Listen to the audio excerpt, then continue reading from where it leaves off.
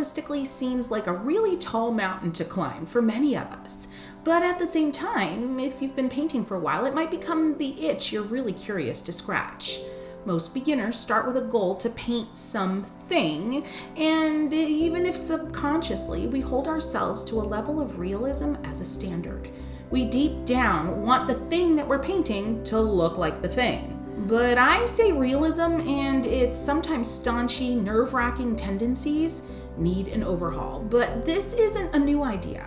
Robert Henri spoke of this concept by asking his students to paint the essence or the spirit of a thing, not the thing itself. So today, I'm teaching you my own brand of realism that is an artsy equation where your excitement about a subject plus some new skills equal a quirky, realistic-ish result that you will be proud of. Supplies for today, I'm going to be using Arches cold pressed watercolor paper, a pencil of your choosing, whatever you love, the Art for Joy's Sake watercolor palette, and of course my Art for Joy's Sake watercolor brushes. It's important for me to note here, if you do not have the supplies I have, don't feel the need to run out and get them before you try this.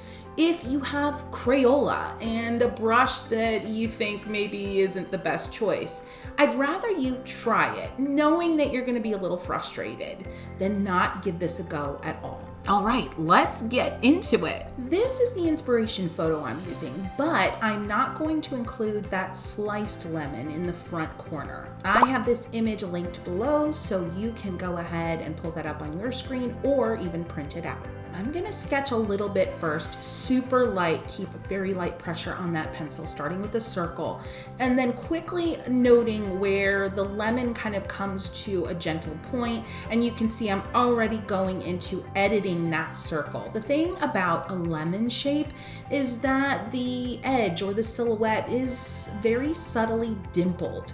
So it kind of looks like rolling hills along the surface of the lemon.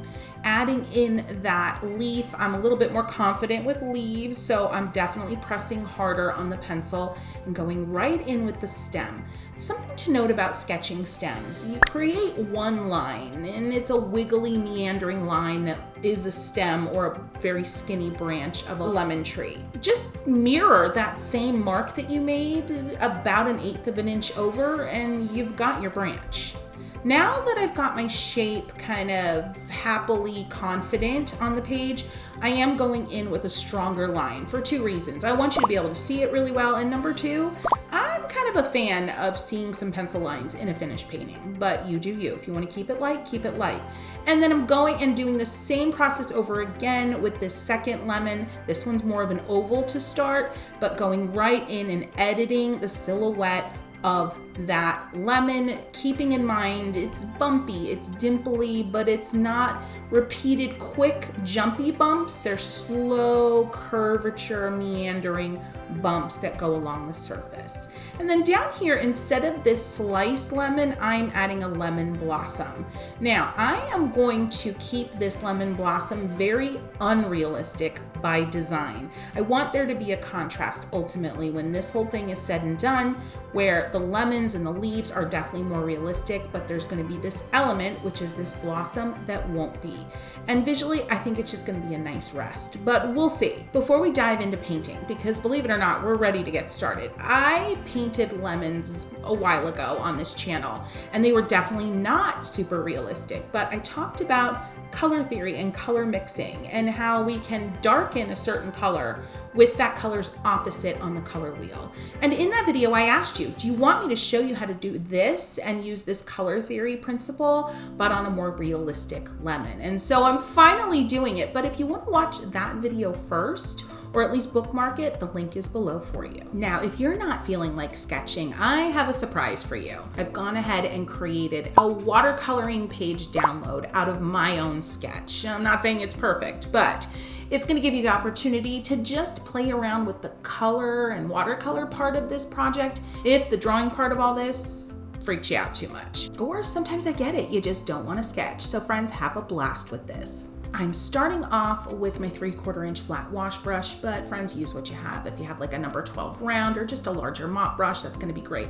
We're just adding clean-ish water to this first lemon, going right in with the yellow that I have. I'm using my palette, so you guessed it, it's a fluorescent yellow. But again, use whatever yellow you have or yellow that you love. And trust me, this is not gonna be a fluorescent lemon, trust me. Now just dab in that color, dab, dab, dab, and some of the areas are gonna be heavier and some are gonna be lighter. I'm purposely leaving some of the white of the paper showing through, and as you can see there, I grabbed a little bit of peach.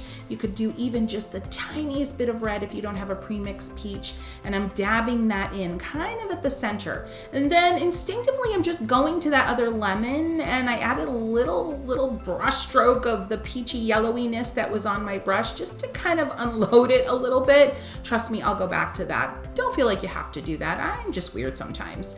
Now I'm going back in with even a darker peach, mixing in a little brown with it, or better yet, I would mix in a skosh, and I mean the tiniest skosh of red to darken that peach. And again, look, it's on half of that lemon, just half. Now, again, I'm going over to the lemon on the left and kind of unloading my brush of its color, of its pigment.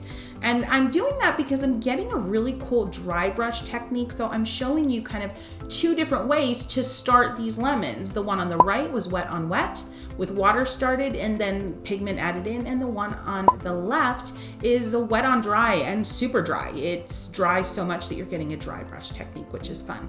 Because honestly, the lemons, what makes a lemon look like a lemon is all those dimples, right? So we're really gonna try to push the idea of those dimples, and a dry brush textural producing technique is the greatest way to do that. All right, I mixed together a little bit of my yellow, a little bit of peach, and a little bit of the ivory that's in my palette. If you don't have a creamy ivory, just a smallest amount of brown, but super small. We don't want it to get too dingy. And you see there, I added quite a bit of red. So I almost have an orange here on the top curve of this leftmost lemon. And I'm just trying to start to build up the shading here. And I'm still using that 3/4 flat wash brush because friends, this brush is shockingly versatile. Sometimes I'm using the full width, sometimes just the corner on either side to get smaller marks. It's incredibly versatile. I'm gonna link a video below all about this brush collection if you're interested, and of course more interested about the wash brush in particular. Now you can see I'm slowly building up the layers of color, and you can also see, especially on the right lemon, the intensity of those darker colors that I added there really started to de-intensify as it dried. So just keep that in mind. If it looks shocking or too much when you're applying it wet, it will most likely diffuse, especially if that lemon is still damp.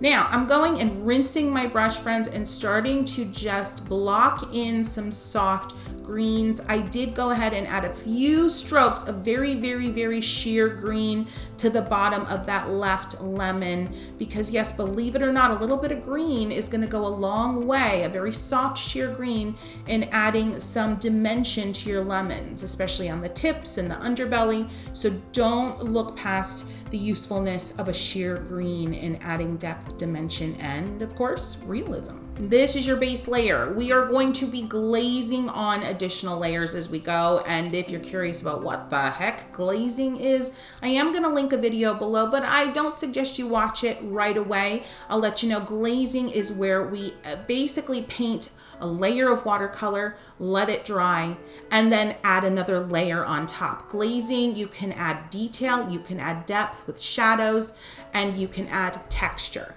Glazing was a technique originally used by oil painters, just layers and layers and layers of depth and detail, but us watercolor artists, we stole it because it's awesome. How are you feeling right now? This is definitely a paint along style video, and I hope you are painting with me.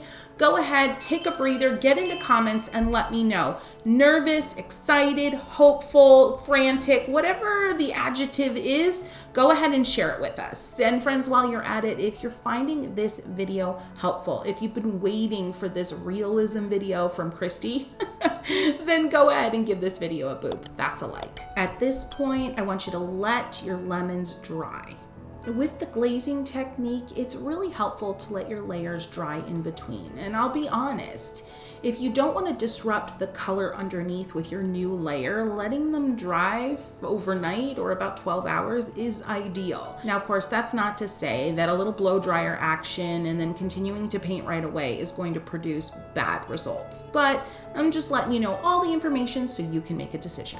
Now I've got my 1/4-inch dagger, and if you don't have a 1/4-inch dagger, you could honestly just keep going with the edge or the corner of that flat wash brush we used earlier, or just like a number 6 round. I'm heading into that first lemon with just that orange that was already on my palette, and I'm just dabbing and wiggling. Now you'll notice there I added just the smallest touch of the olive green from my palette, just to start getting in some more noticeable contrasty texture. Going back in with that orange and the point of my dagger brush and just dabbing that orange in. Now remember, if anything gets too bright, you're just feeling uncomfortable with it, I'm not a big paper towel dabber. I would more often rinse my brush, grab a little water, and then pull off or spread out some of that too bold color.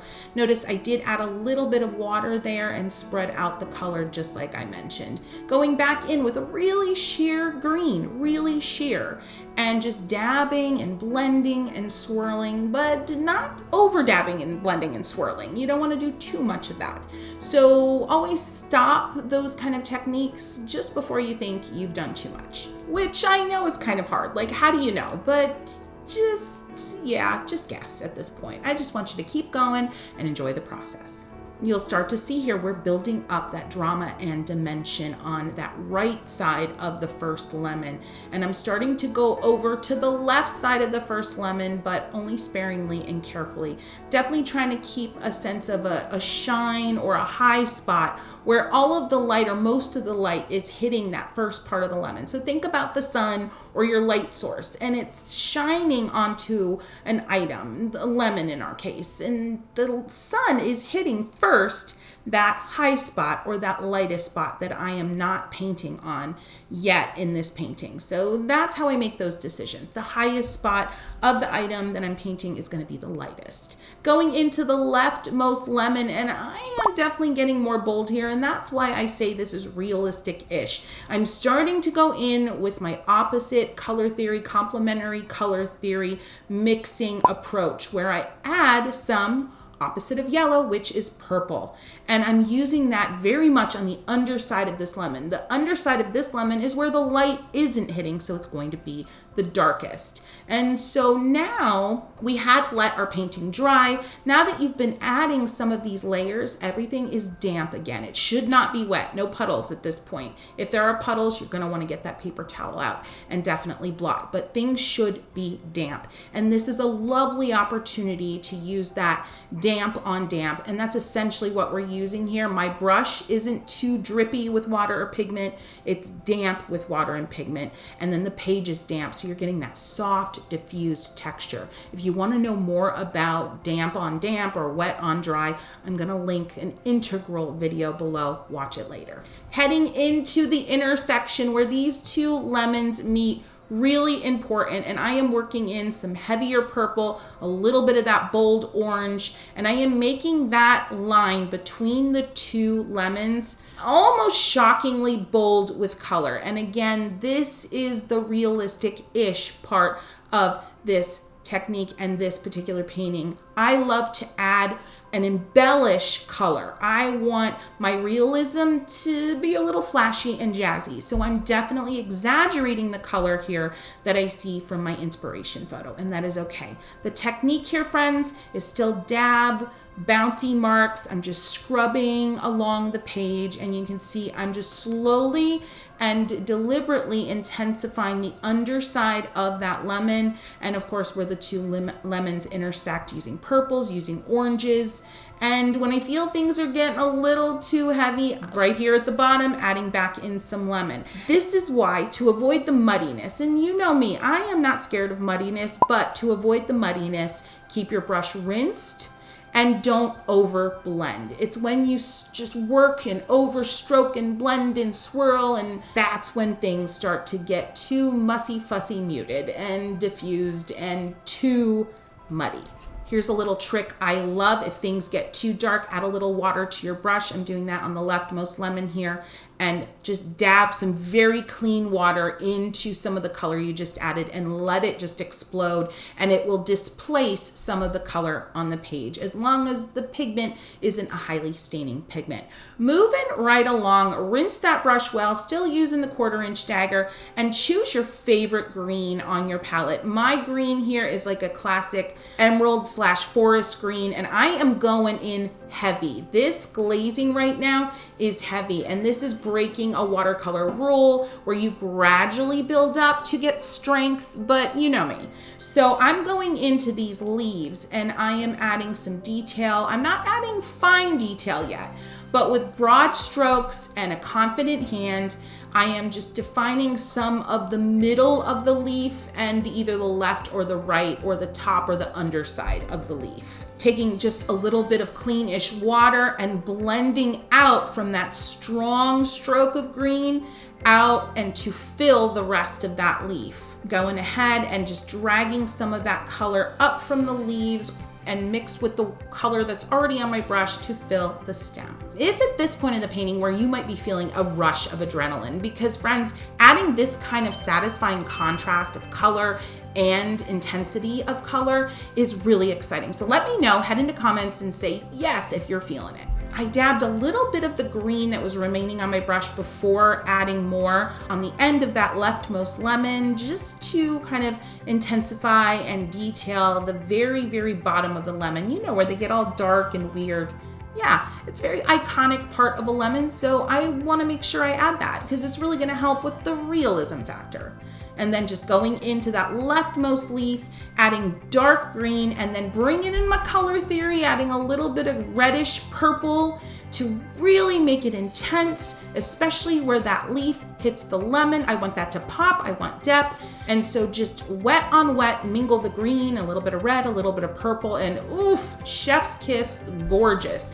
And the most important part, or the most exciting part of what just happened there is that it was quick satisfaction and quick realism, because what we accomplished with bold color early in the painting allowed us to get a sense of the thing looking like the thing quickly. Continuing down here to the leaf on the bottom, and remember my lemon blossom is going to stay pretty untouched compared to everything else and definitely not as realistic. And see how I'm just adding some linear detail just as I work in the color into that bottom leaf, and that detail is gonna diffuse as the leaf dries and the moisture spreads along the page, but it's all good.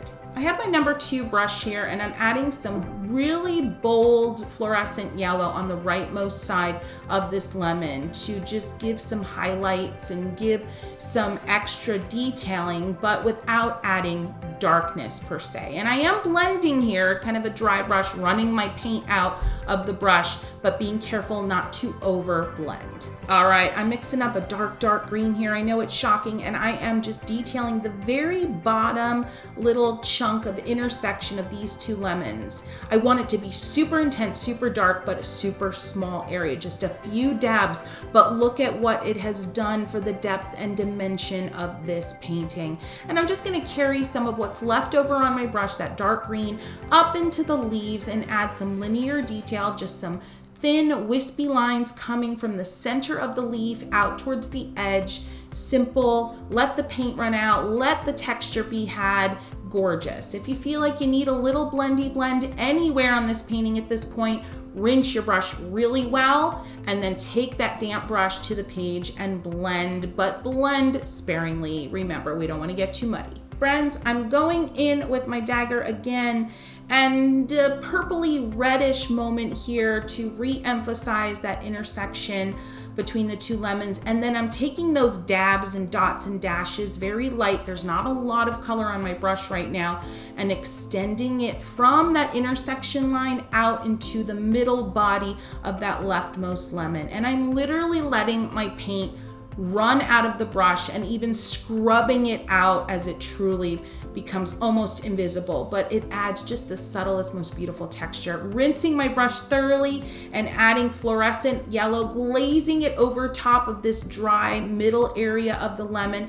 and look at that just lovely glow that it added. And you almost can't believe that it's fluorescent yellow. And here's me just being super distracted, adding a little linear detail to that left leaf. That's how I roll. I definitely didn't rinse my brush in between the yellow and the green at that point. Going back over to the right lemon, and I'm using very little water and very little yellow pigment on my brush, and just adding some more yellow in here, just like I did on the other lemon, just to warm it back up and just to add an added layer of glow and a little bit of detail. Now, just the smallest amount of green and a little bit of blue on my brush with tons of water, and I'm creating a little simple shadow here, and it's just a soft curved mark. This is mostly blue. There's a little bit of green on my brush. Doing the same thing going underneath the leftmost lemon, and look at that. It's just a little halo, a little half or a third halo right under those lemons to give a sense of increasing depth. And at this point, you decide how much more detail, how many more layers you want to add. I have not let anything else dry like I did that first layer of color. I let that all dry before I headed in and started doing all this crazy. But I haven't let anything dry yet again, and I won't. This is just a 2-layer piece, but look at all this depth and dimension we're getting. Now, is this photorealism? No, it was never meant to be, but it's super satisfying realism, especially if you're a beginner and you're just having that realism itch. I think you're gonna be really satisfied with this one. Now, going over to the leftmost point on that lemon, I added a little bit of like green. It was just kind of dirty color from my palette, and I just dabbed a few moments in, rinsed my brush, and I'm just carrying it out in select places on the tip there on the left, and then even a little bit on top. Even a few little crosshatch marks here on the top of that lemon, and then softening them with a damp brush. Crosshatch marks go so far in creating a quirky realism. I love them. If you're not sure what crosshatch marks are, let me know in comments, and who knows, I'll respond, somebody will respond. This is a community, right? And if you enjoy this community, would you go ahead and give this video a boop? That's a like. And if you haven't hit that little bell button below to let you know anytime that I upload, now might be a good time to do it. All right, coming back in with a very clean flat wash brush. You can use any larger brush you have, just make sure it's clean. And I'm going in with a damp, clean, wet brush, and I'm blending, and I'm lifting, and I'm blending, and I'm dabbing. Notice how I am literally removing some of the color, some of that intensity that I so painstakingly added, but this is one of the hallmarks of my personal style, where I will add and add and add and add, let it dry a little bit, just a little, and then lift it, and oh, look at that, I'm actually dabbing with a paper towel. And I will go back in then using some of the interesting texture that was created by removing previously applied color, using that to my benefit. And look, it's a little bit smoother, but I still have the contrast and I still have the depth. And now I'm just going in with some yellow because I really liked that glow that I added earlier. And I remember thinking like, oh gosh, I like that glow. I want to see more of it. So that's how I did it. Let's look at that again. I had this area that I had worked on so painstakingly, and so I felt like it was a little too textured. So taking that very clean flat wash brush, I scooped up, because it was still damp, I scooped up some of that color and blotted it on a paper towel, and then added with a very clean brush some of that fluorescent yellow over top. Now here's a tip, friends. You may not be using Arches watercolor paper. You may not be using 100% cotton paper. And if you aren't, you're probably feeling the frustration of your page not staying damp for long enough. And here's the thing, if it doesn't, you can re-wet an area and let it sit there wet and soak in for a little bit, and then try your lifting technique. And it should work unless it's a super highly staining color. And if you're curious about lifting and all the basics of watercolor, there's a video below. It's a watercolor mastermind. You don't want to miss it. just continuing around with a little bit of lifting, a little bit of blending, and a little bit of glow adding with that fluorescent yellow. And now I'm adding some freehand leaves around that lemon blossom. Remember the lemon blossom, she's kind of like my contrasting anchor. I haven't done a thing to her. I've just been painting around her the whole time. Going up to this leaf in the upper left corner with my 1/4 inch dagger and just adding very simple central vein and a few linear details emanating from that vein. I'm not gonna overdo it here because it doesn't need it to get that sense of what this thing is. I've got so much depth and enough realism for my taste from all of the layers I've added. I'm not gonna go crazy here. Now up top here where this leaf meets the lemon, I am adding some really intense blue mixed with a little bit of green right along the edge there, because again, depth. Where two items intersect is where you have an opportunity to create tremendous depth. If you can create a little area of shadow, just like down here in the bottom little V notched out area where the two lemons meet, and then here where that leaf goes underneath the rightmost lemon, add some little dark moments. All of these places, even there on the left of the lemon and the little butt of the lemon, add that dark blue-green mixture and just dabs, just slowly, meticulously, carefully add some dabs, step back and evaluate. Add a few more, step back and evaluate. When you see me pull my hand off screen, I'm evaluating. And this is the point where you can do that, but this is also the point in the painting, adding some really mindful but really intense shadowy areas where two items intersect can be so powerful and take your painting right to the next level of realistic-ish, quirky awesomeness. All right, finally getting to this lemon blossom that I've been ignoring. Just a really, really simple hint of a blue for some shadows. A little bit of yellow and peach in the middle. Just a few dabs. All right, friends, I gotta know, I'm undecided here. How do you feel about my complete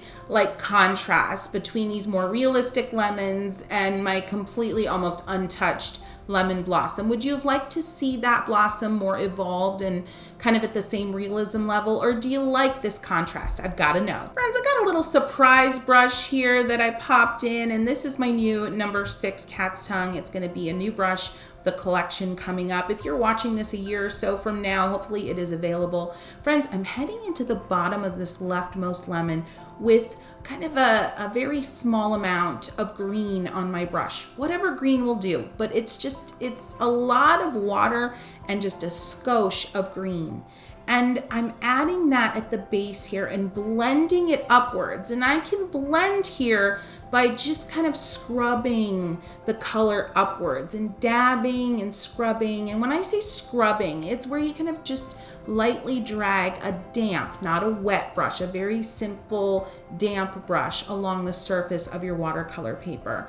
Adding in a little bit of purple to that dirty green brush, and just now I'm blotting on a paper towel and blending it upwards. Now going in with that purple, this is where the color theory comes back into play.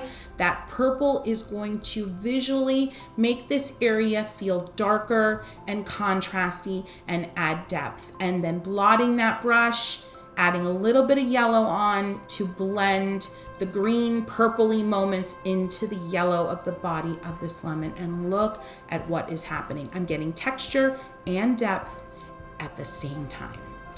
Friends, we did it. Now I want you to take a step back and look at what you've done and be proud of yourself. This is intense stuff, but hopefully not too intense. I'm guessing you need a little creative breather right now, so I'm gonna send you to this video and it's just gonna calm you right down and give you some inspiration for your next project. And until next time, I wish you happy painting.